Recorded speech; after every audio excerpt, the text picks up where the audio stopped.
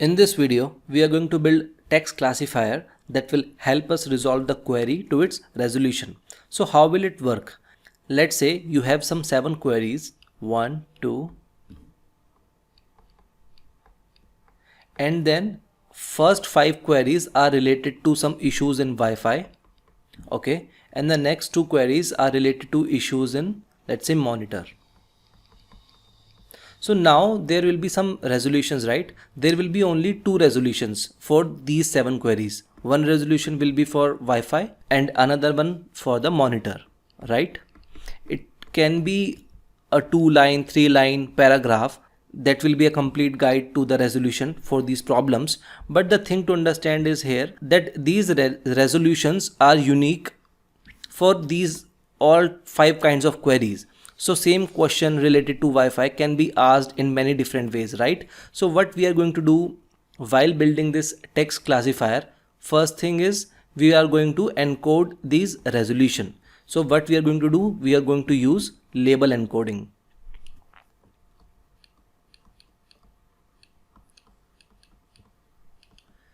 Then with label encoding, we have to build the model, right? Once we encoded the label, this will be the labels and these queries will be the features, right?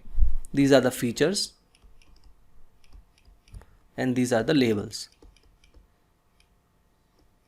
So once we have the data, we are going to split this data into training and the validation data. So let's say this is my data. Okay, now what I'm going to do, I'm going to do a split and I will take this data for training and I will take some rest of the data for the validation. So why I am doing this is because for training I am going to only train it on some part of the data, let's say 80% part of the data, so that there is some unseen data that model has not seen, and on that data I can evaluate the performance of my model that I will create using this training data. So I hope this is clear. In this video, what we are going to do, we are going to do label encoding, we are going to do train test split, and then at the end we are going to build a classification model and we'll see how that model is performing. So let's go to the code. So the first thing is to import the functions and libraries that we'll be using. So from sklearn, I'm importing the model selection and pre-processing. Model selection is used for the train test split function that it holds, and pre-processing is used for the label encoding that we'll be doing. Though they hold multiple things, but we will be using only train test split and the label encoding. So first thing we are going to do is the split the dataset into training and validation dataset, right? And you can do it like this with giving the test size as 0.2 I am doing. So you can do it as a 0.25 or 0.3, like according to the use case. Now there are 2 things that I'm giving here. One is the features that we have stored in the vectors, like we have computed the TF-IDF vectors here. And the second thing is the labels. So first I have run this now. Like if I show you the shape, you can see that my data has been split into train and the validation, where in train I have 188 samples and in validation I have 48 samples.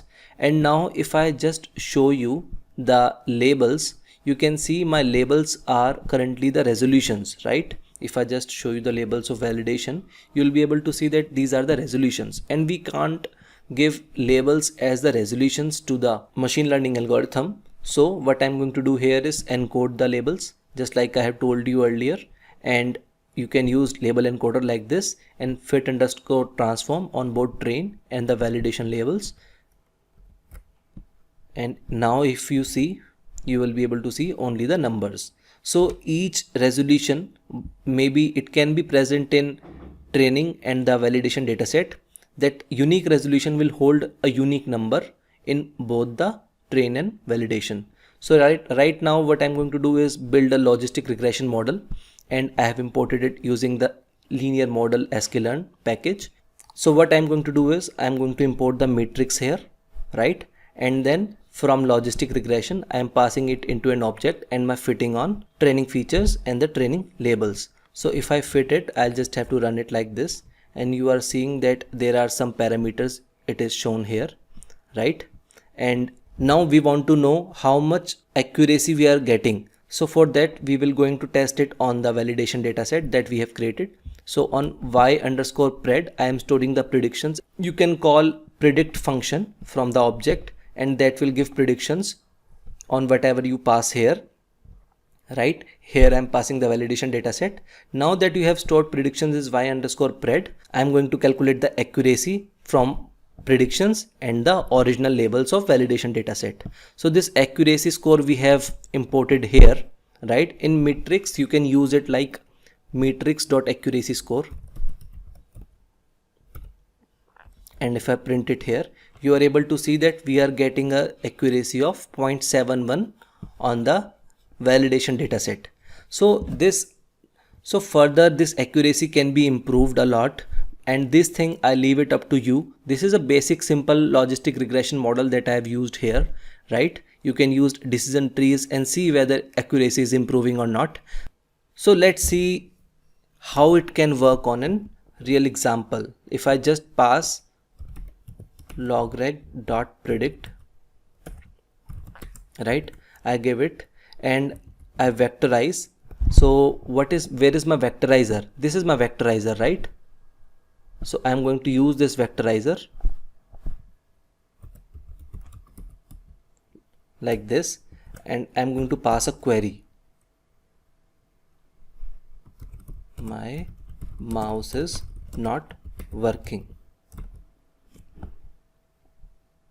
and let's see. So we have to do the transform here.